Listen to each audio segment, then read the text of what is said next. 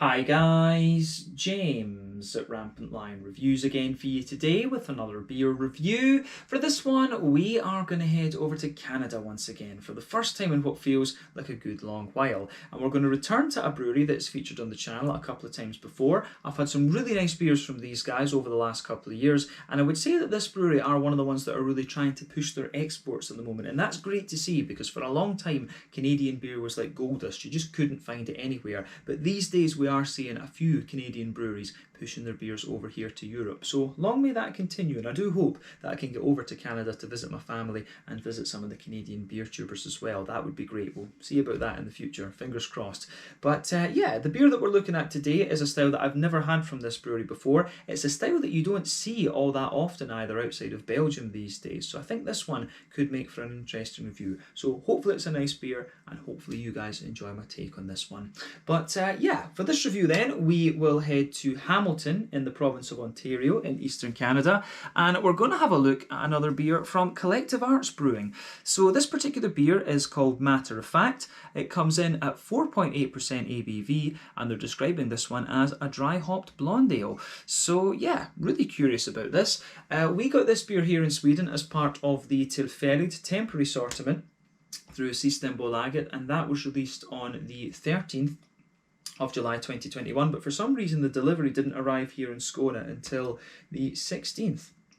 And that's happened a couple of times recently with some of the Systembolaget beers, and I'm not sure for what reason. But yeah, this one I think should be quite interesting. A very long time since I've had a blonde ale that hasn't been a Belgian one, as I said earlier. So let's crack on with this one then and see how we go. So, as always with my reviews, I'll tell you a little bit about the brewery before we taste the beer. If you want to get straight to the tasting, just fast forward. All the usual links are in the video description below. That's the brewery website, the link to my other reviews that I've done from Collective Arts Brewing before, and you will no doubt see more added to that list in the near future. But there's all the usual social media down there. If you want to see more reviews, do please consider subscribing to the channel. The whole channel, of course, has a geography-based tagging system, so you can go into the homepage and search for beer based on country, city, state, county, province, prefecture, whatever it is you happen to be interested in. Do check out the playlists of beers from different countries. There is one there for all the Canadian beers that I've reviewed for you. That's being added to whenever I get the opportunity, but nowhere near as often as I would like. And as always, please do get in touch and let me know some of the other beers and breweries that you guys would like to see me review. It's always great to hear from you guys that are watching the videos, and the support that you show the channel is hugely appreciated. So anyway, on to my brewery notes then, to tell you a little bit once again about Collective Arts Brewing. So Collective Arts Brewing are based in Hamilton in Ontario, and the company was founded back in 2013 by Matt Johnson and Bob Russell. So Matt comes from a marketing background and had worked in the beer industry for a number of years with Moosehead, who are one of the big Canadian macro producers, while Bob came from a branding background and he ran various businesses himself actually. But the brewery are based in the former brewery of Lakeport Brewing Company, which is leased from the Hamilton Port Authority, and they share this facility with Nickelbrook Brewing, and it's known as the Arts and Science Brewery. But the current brewmaster at the brewery is Ryan Morrow, and he was also the brewmaster for Nickelbrook Brewing, whom he worked for since 2006, and he brewed their beers until 2019. I believe he is dedicating his time exclusively to Collective Arts Brewing now. But the whole idea behind this brewery was apparently to bring together local artists, musicians, filmmakers and photographers through the sociability of craft beer. But they've got a number of art initiatives, and apparently over the years nearly 700 different artists and musicians and things have been paid by the brewery for contributions, be it playing music on at night, contributing artwork to the brewery, or just through sales of artwork and things like that. It's pretty interesting. But they now have a second brewery in Toronto, which opened in 2020, and this is in the Trinity Bellwoods district, and this brewery is equipped with a 10-barrel brew kit, and it has a tap room and restaurant as well. And like the brewery in Hamilton, these guys sponsor a lot of things, a lot of local artists and stuff like that. They feature a lot of paintings and photographs and things like that from local artists, I guess you could say.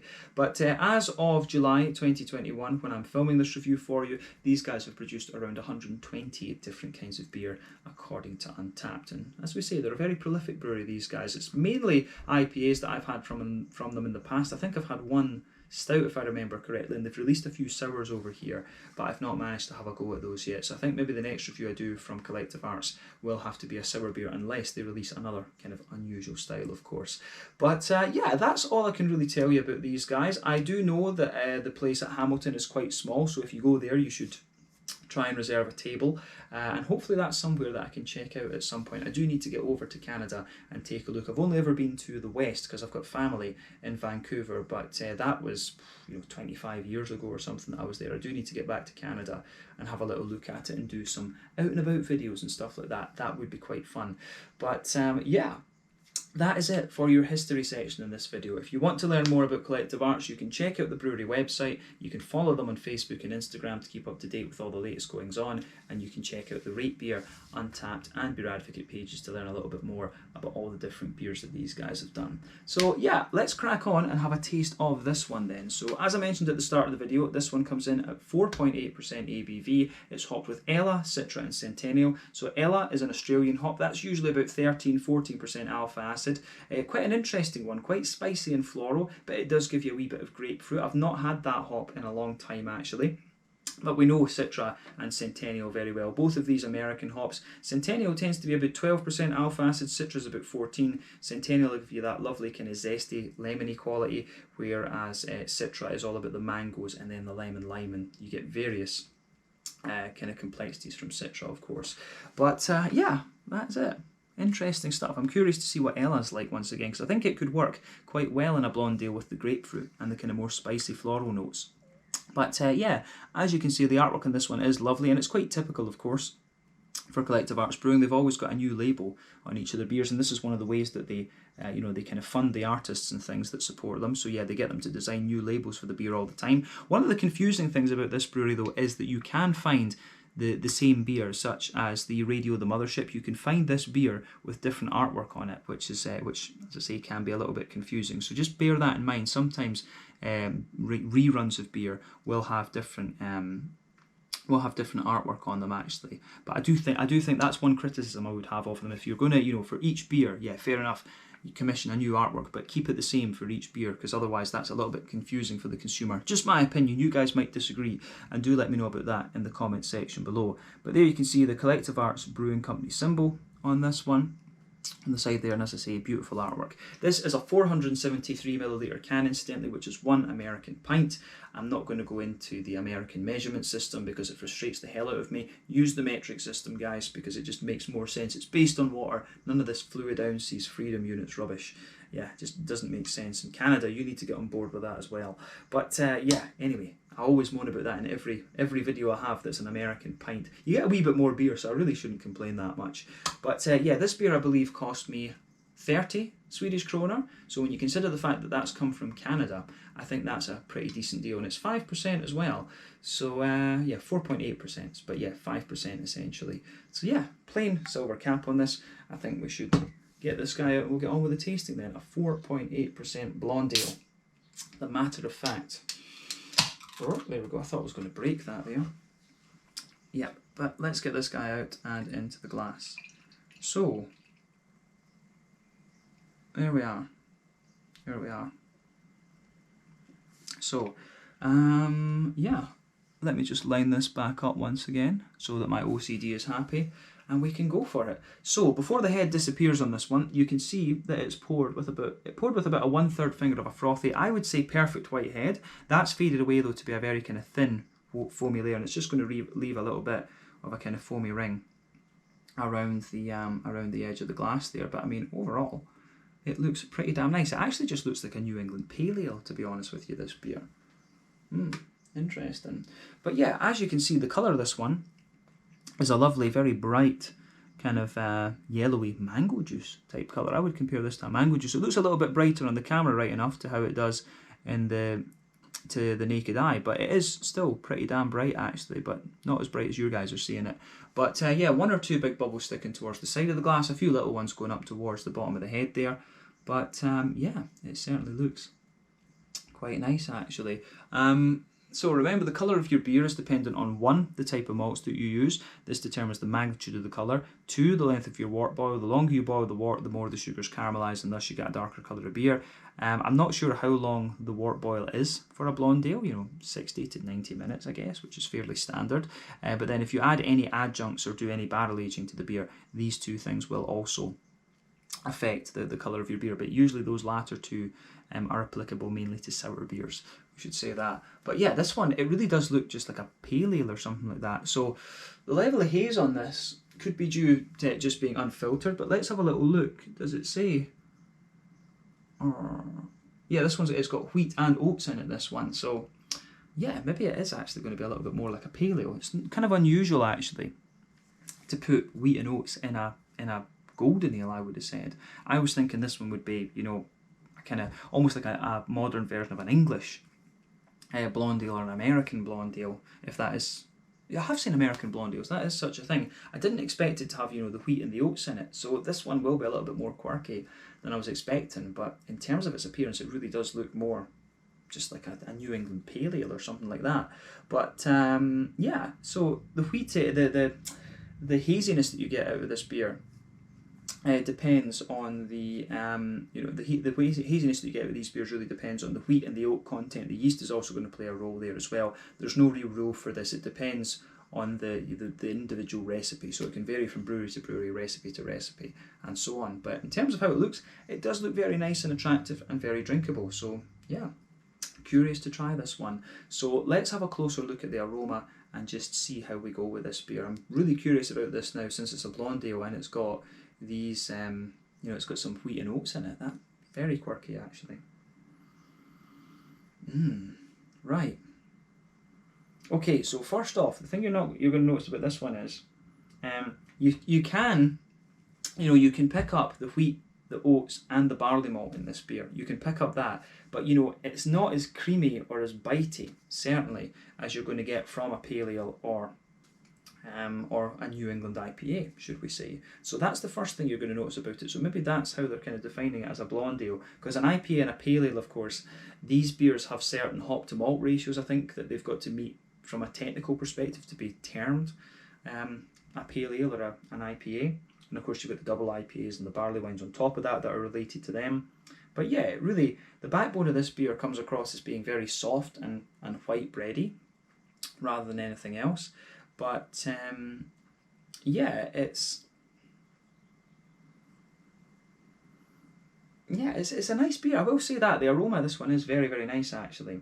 So yeah, it's as I say, soft and white bready, a little bit of bread crust in there. You can smell a little bit of wheaty bitiness at the back of the nose, but it's quite minimal again, and you can smell a little bit of the smoothness and slight sweetness from the oats just in the middle of the nose. So I do like how that goes together in this one. But yeah, soft white bready backbone, a little bit of a kind of bread crusty quality. Let's see, a wee bit of smooth, slightly sweet oats, and then a little bit of a wheaty bite at the back of the nose. But yeah, there's a wee bit of a how would you say? There's a wee bit of just a kind of Werther's Original sort of slightly brown sugary note to this one. You get a wee hint of biscuit, wee bit of a cookie. I don't know if the Canadians would call it cookie, but you get a wee bit of a kind of McVitie's digestive biscuity sort of thing. And that's quite common in beers, in OT beers these days, I think. But you also get a little bit of that Werther's Original kind of butter candy thing out of it. I would stress though that those are very minimal in the aroma. But to be honest with you, if I was smelling this blind and looking at it, I'd probably think this was a New England Pale Ale. So yeah, I'm not sure exactly what would define this one as a blonde ale, since it's got the wheat and the oats in it. So I really don't know. I'm not sure exactly what to expect from this one. But let's focus on the hoppy side of things then. So I would say, yeah, you do smell that distinctive hoppy, the green spicy note. You can really smell that from the Ella in this. So I'm guessing that the Ella has potentially been used as the early addition hop in this one to give the beer its bitterness, because it's almost a little bit like,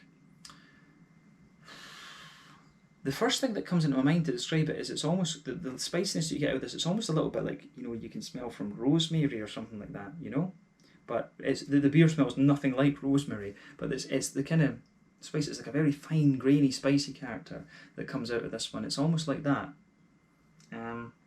But yeah, you can really smell that. It's quite a distinctive spice. I've not had Ella too often. I think I had it once or twice when I was in Australia years back, and I can still remember that spicy note that it had.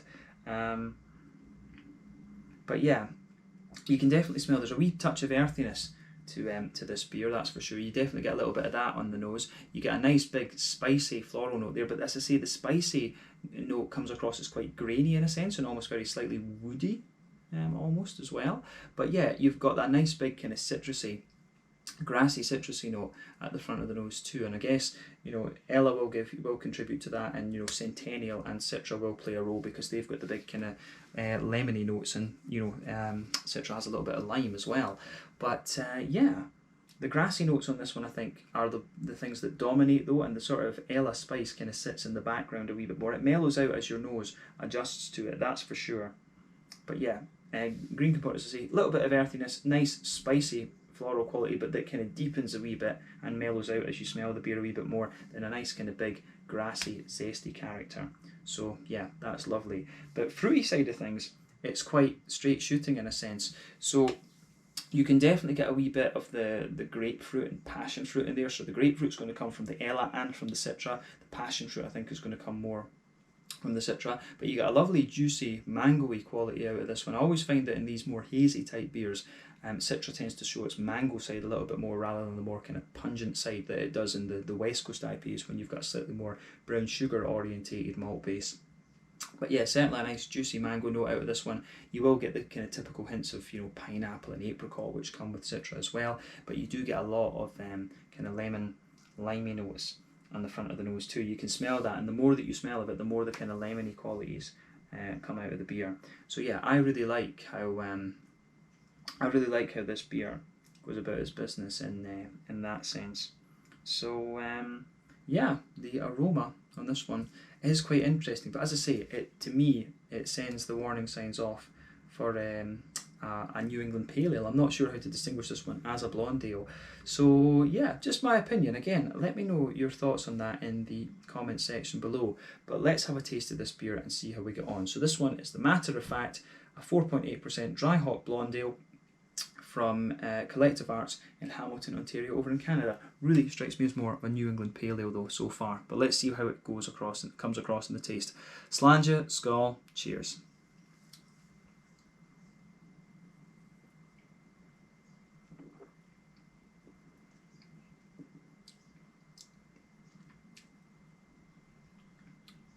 Oh yeah, I mean, in fairness, now that I taste it, I can get where they're coming from. This beer, the hoppy character in this beer it really takes a back seat to the more kind of malty side of things. So yeah, it's almost like a New England blonde ale. That's interesting.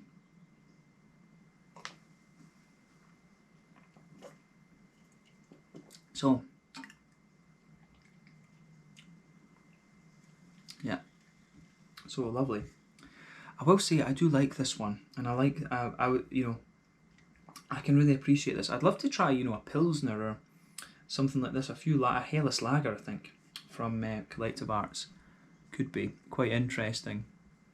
Especially if they like to use oats and things, because New Barns in Edinburgh back in Scotland, they did an oat lager recently and it was lovely, really really nice.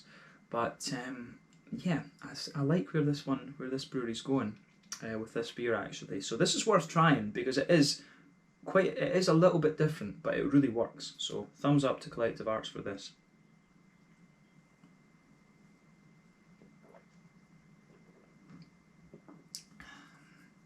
But yeah, where do we start with this one then? It's a lovely, smooth, easy drink in this one, as I've said, and it really comes across as a bit of a blonde ale just because of it's not such a hoppy bitter beer this, but we'll come to that when we look at the mouthfeel. But straight away across the middle of your palate, you get a lovely soft white bready character that blankets the middle third of your tongue and the back third of your tongue. At either end of that middle third of your palate, you get a little bit more of the kind of bread crusty notes there, so you can feel the breadiness build up a wee bit, and it just gets a little bit more, it just gets a little bit more kind of bread crusty in a sense. So I do like how that goes together.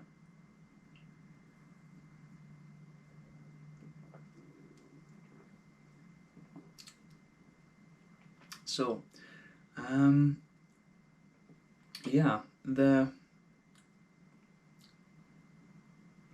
the bready note in this is actually very nice. I think the bready note starts to dominate a little bit the further you go into the aftertaste with this beer on the malty side of things. You can certainly feel a little bit of wheat in this, but the wheat layer that you have comes across as it's quite thin in that sense, but it just smoothens the beer out a little bit and just sort of gives the bread a little bit more kind of emphasis. And then on top of that bready layer in the middle third of your palate, you can feel a nice layer of oats. And the oats, again, they're not too thick. They just add a wee bit of kind of smoothness and a slight sweetness to the malt base. So the malt base in the middle third of your palate is not madly thick. And I guess that's something else that you could use to distinguish it from a pale ale, although pale ales are quite light inherently as well. But yeah, this one feels even lighter than those. So yeah, the one I would be comparing this to would be, you know, like the likes of Steady Rolling Man from Dea in England. And this beer, it would be quite interesting to do a face-off between this one and that one. But yeah, it is very nice.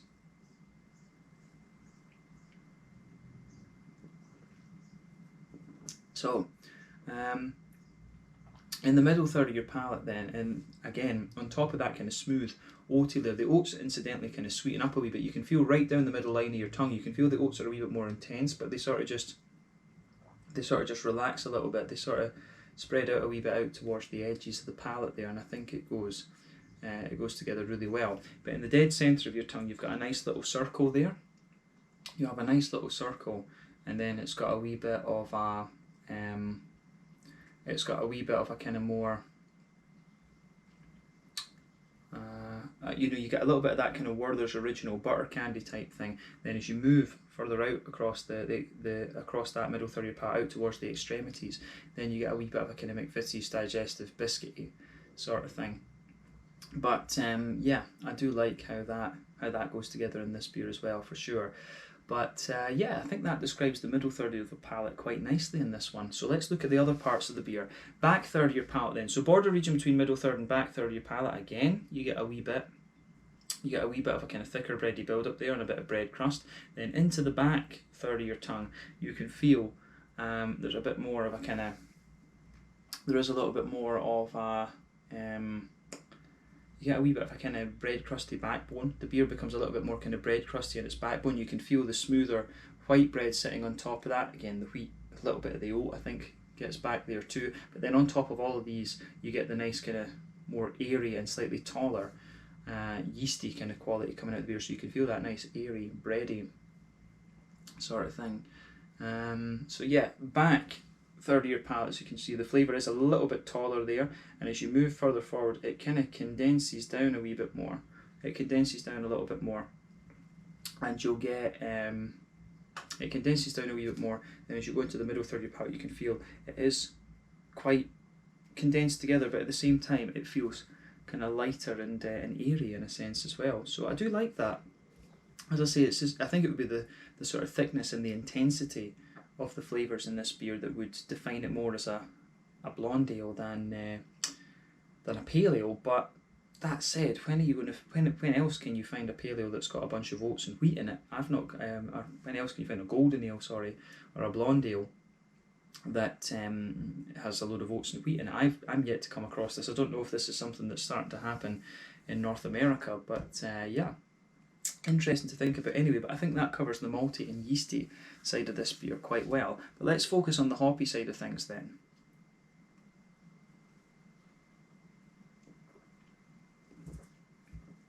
But yeah, back corners of the palate, you can feel a nice little bit of earthiness there, and as you move further forward into the middle third of your the middle third of your palate, if you move further forward from that, you get a little bit of a kind of herbal quality there, and as you push towards the kind of front corners of your palate, you can feel it's distinctively more kind of spicy and floral.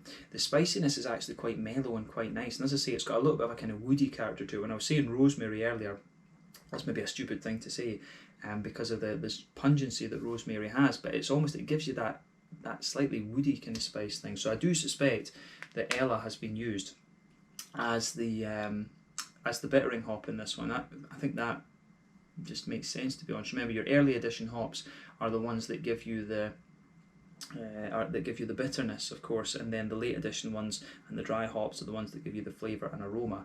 So yeah, I think Ella most likely has the bittering hop in this one, which used to be known as Stella, incidentally, and there must have been a conflict with Stella Artois or something like that, and that must be the reason they changed it. But yeah, round the kind of front curve of your palate in this one, you certainly get a lighter grassy note to the beer. It does have a fair wee bit of zestiness to it as well, but it's not overpowering in a sense. This whole beer is quite mellow. I think that's a nice way to describe this one, and I like it. I certainly wouldn't hesitate to drink that again, actually. So yeah, if I see this on tap when I do make it to Canada, I will maybe do a wee on-site tasting of this. That would be quite nice. But yeah, that covers the green component of the hoppy side of the beer. Let's focus on the fruity side of things then, and the front third of your palate. So border region between front third and middle third of your palate, again there's a wee bit of a bready build up and a bit of bread crust there. There's a smooth kind of white bready base underneath, which I can certainly appreciate. You can smell, you can certainly taste a wee bit of that smoother wheaty kind of note underneath it as well, and on top of that you get that little oily bubble where the juicy fruity esters roll the way out of the beer. So when you go towards the back of that front third of your tongue, you certainly get a wee bit of that more pungent grapefruity note out of this one, and that will be the Ella, but Citra is capable of contributing to that as well.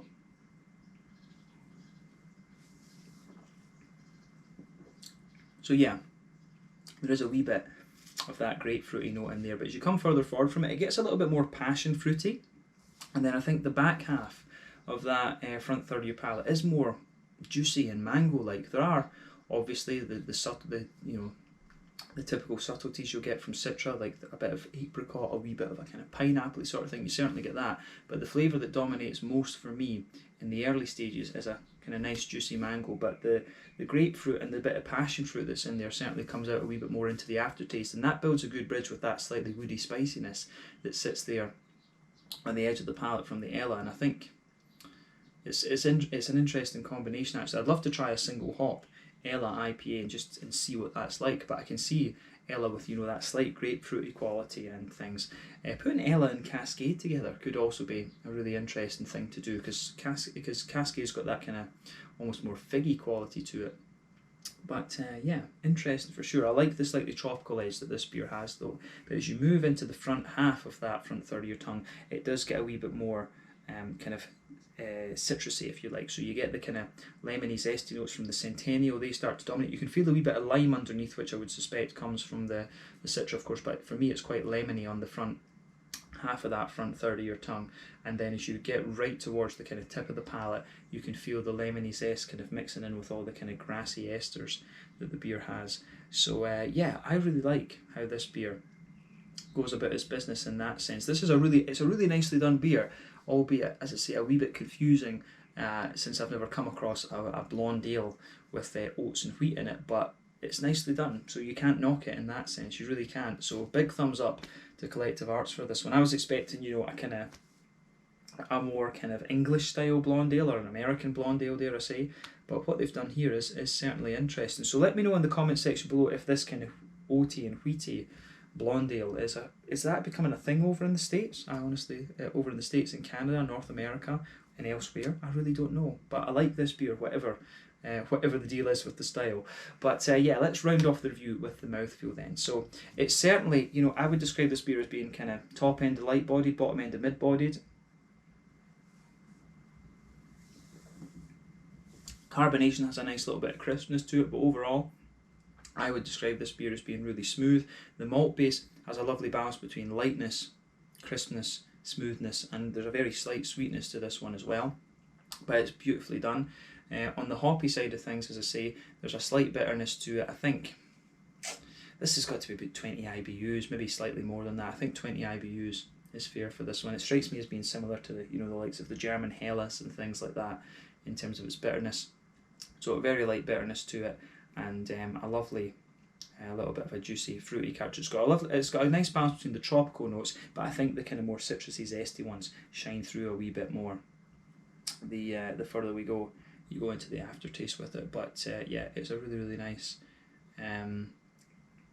beer, this one. I really like how it goes together, so a big thumbs up Collective Arts for this. An interesting beer, and this is why I do these reviews. I like trying things that are different, but we can round it off at that. So yeah, this one was the Matter of Fact, a dry hopped blonde ale. Quite a wee bit of pale ale character, to be honest with you, as we've said, but I can see the kind of lightness and crispness of it does make it lean towards a sort of blonde golden ale. But whatever it is, a lovely beer from Collective Arts, and I would recommend that you try it. So let me know your own thoughts on this beer in the comment section below. Let me know what your favourite beers are from Collective Arts.